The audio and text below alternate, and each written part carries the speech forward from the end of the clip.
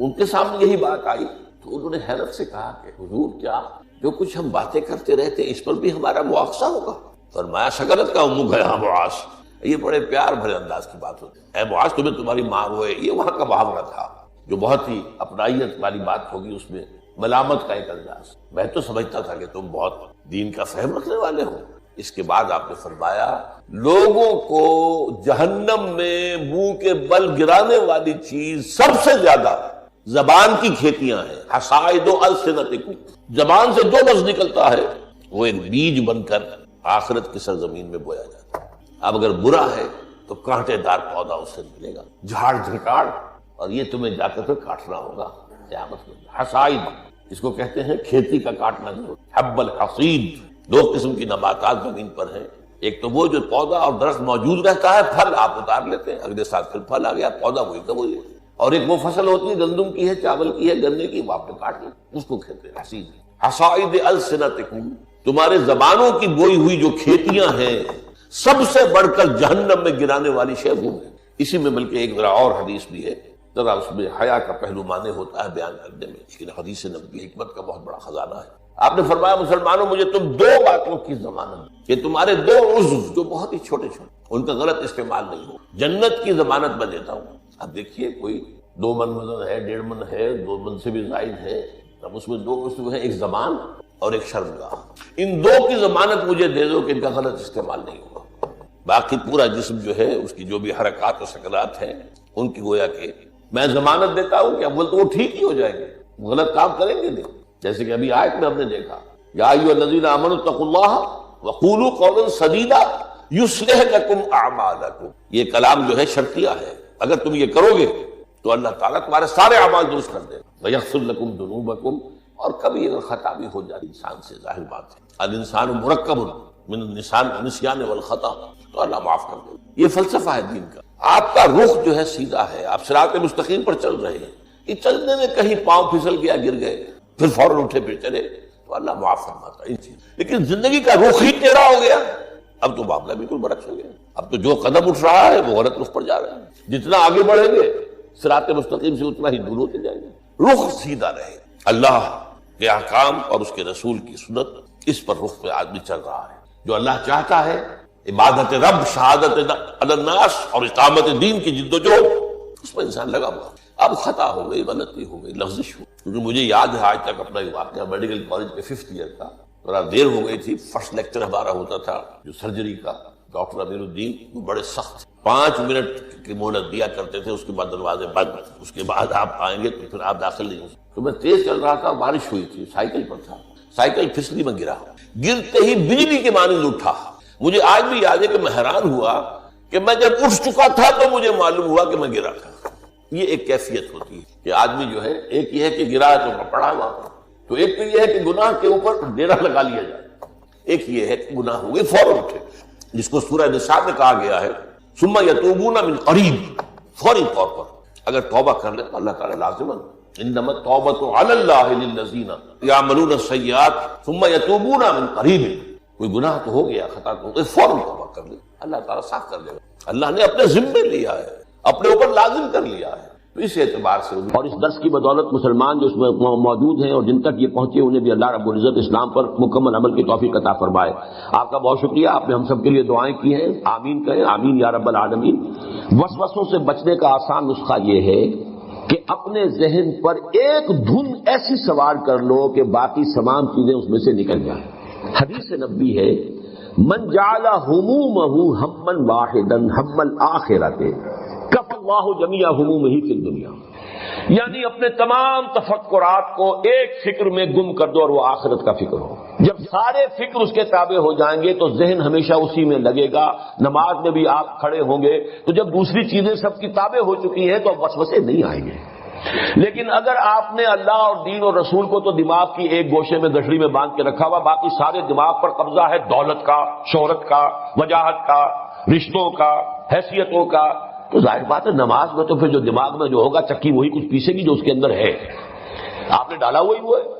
تو نماز میں یہی ہوگا کہ آپ جو ہے وہ کہیں گے کچھ الحمدللہ رب العالمین الرحمن الرحیم، اور خیال یہ ہوگا کہ فلاں جو ہے میری دکان پر فلاں چیز ختم ہوئی ہوئی تھی، وہ آیا تھا گاہک میں نہیں دے سکا، اب مجھے جا کر خریدنی ہے۔ اس لیے کہ آپ کے ذہن پر وہی مستولی ہے.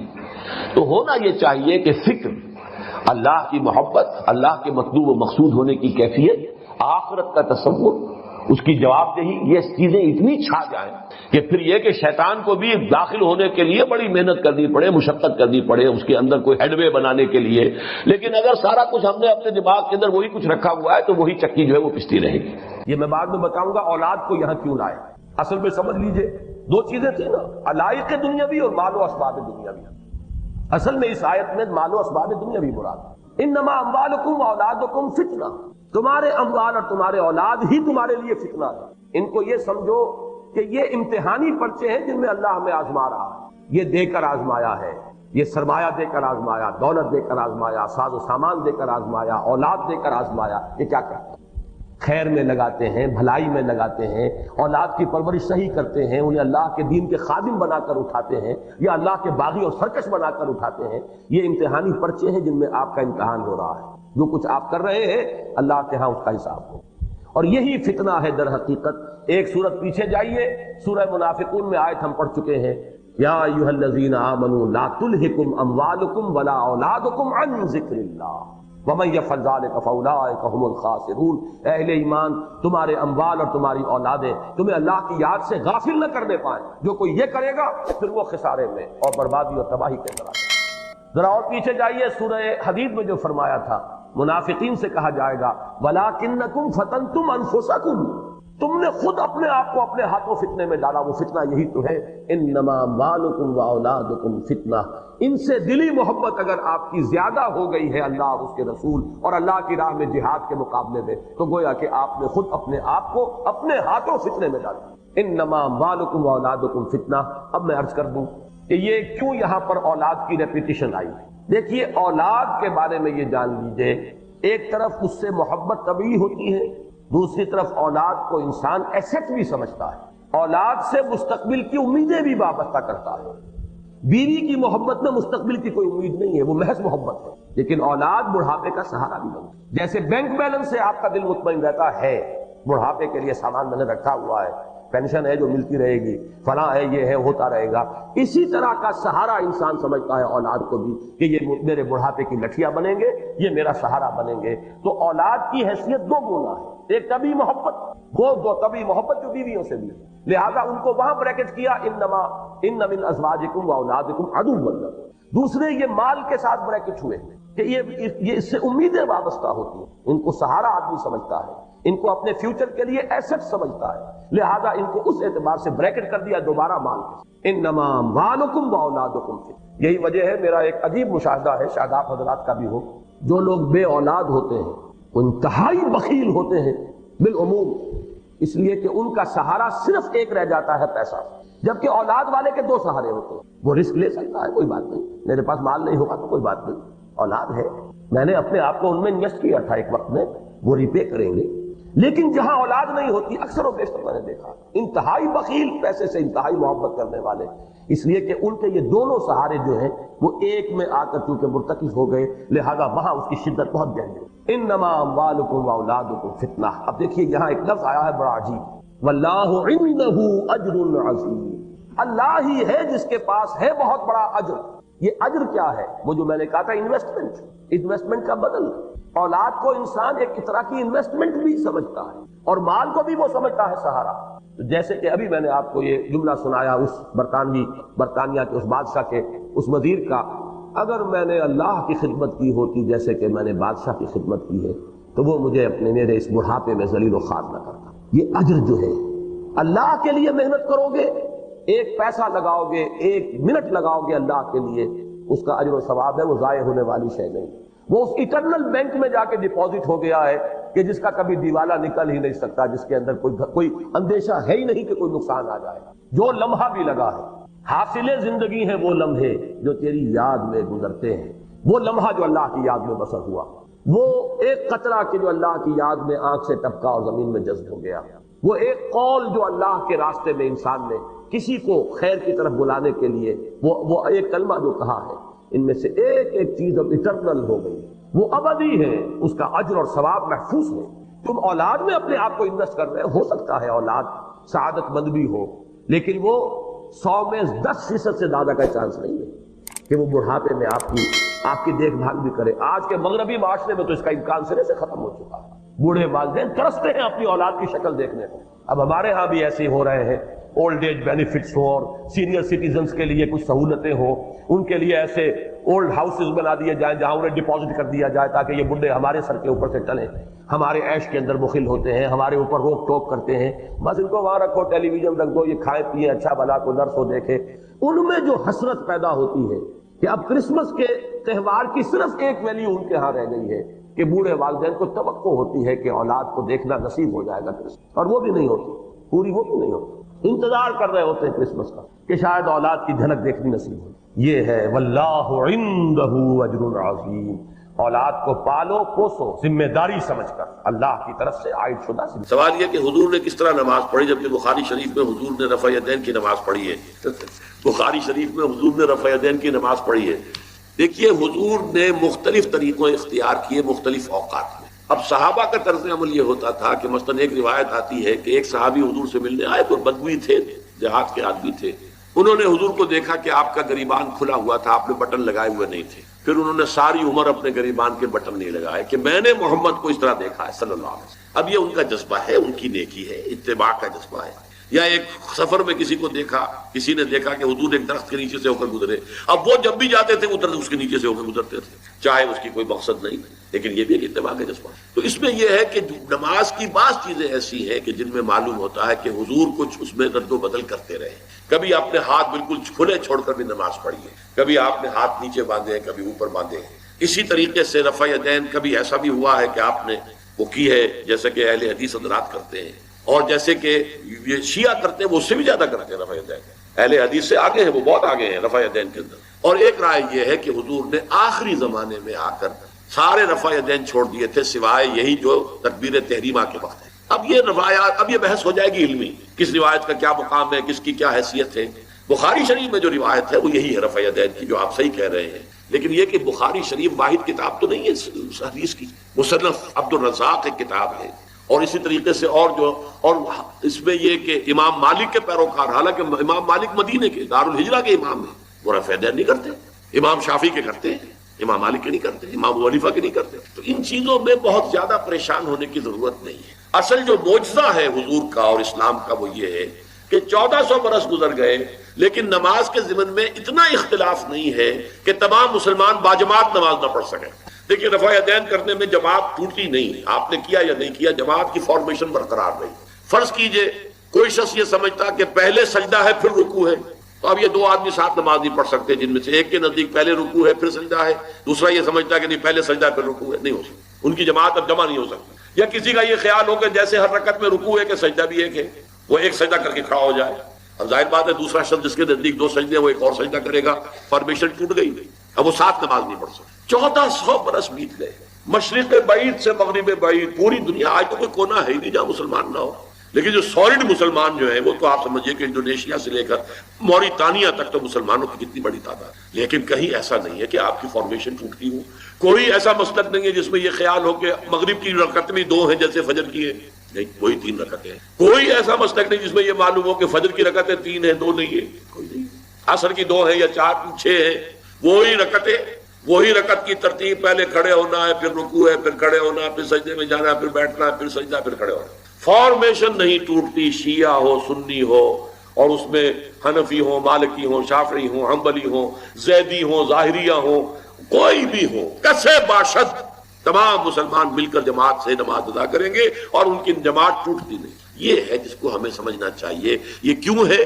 सल्लू कमा रहे तो मुनी मुसल्ली, कि हुजूर की को जिस तरह देखा सहाबा ने नमाज पढ़ते हुए वैसे नमाज पढ़ रहे हैं, सहाबा ने वैसे नमाज पढ़ी, फिर आपके बाद ताबईन ने उसी तरीके से नमाज पढ़ी, फिर उसके बाद तबे ताबईन ने पढ़ी, नस्ल बाद नस्ल मुंतकिल हो रहा। आपके थोड़ा थोड़ा इख्तिलाफ अगर है तो उसके लिए ज्यादा परेशान नहीं होना चाहिए। एप्लीकेशन बिल्कुल इंडिविजुअल लेवल पर कीजिए। पहले अल्लाह का हुक्म क्या है, फजर का वक्त हो गया नमाज पढ़ो। नफ्स का हुक्म क्या है, सो आपने इताअत की नफ्स की, आपका मुता कौन हुआ, नफ्स, और अल्लाह की मासियत में हुआ कि उसके हुक्म के ताबे हुआ, तो आपका नफ्स क्या बन गया, आपका खुदा माबूद। या गलती इसमें, इस शिर्क को पहचानिए, कौन बचेगा। بات سمجھ رہے؟ اگر تو وہ فارمولا صحیح ہے تو پھر یہ اپلائی ہو گیا. اب آپ کے اندر اتنی ہمت ہونی چاہیے, یا یہ سوچیے کہ فارمولے میں غلطی, یو کین ریفر بیک, آئیے دوبارہ دیکھیے فارمولا صحیح ہے. لا طاعت لمخلوق, میرا نفس مخلوق ہے کہ خالق ہے؟ مخلوق. میں نے اپنے نفس کی اطاعت کی اپنے خالق کی معصیت میں, تو میرا مطاع کون ہوا؟ نفس. جو مطاع ہے وہی معبود ہے, میرا معبود کون ہوا؟ اس کو کہتے ہیں مولانا روم, نفس ما ہم کم ترس فرعون نیست لیکن اورا نیست. میرا نفس بھی فرعون سے کم نہیں ہے. فرعون نے کیا کہا تھا کہ یہ مملکت میری ہے مصر کی, یہاں میرا قانون چلے گا. الیس لی ملک مصر, کیا مصر کی حکومت میری نہیں ہے؟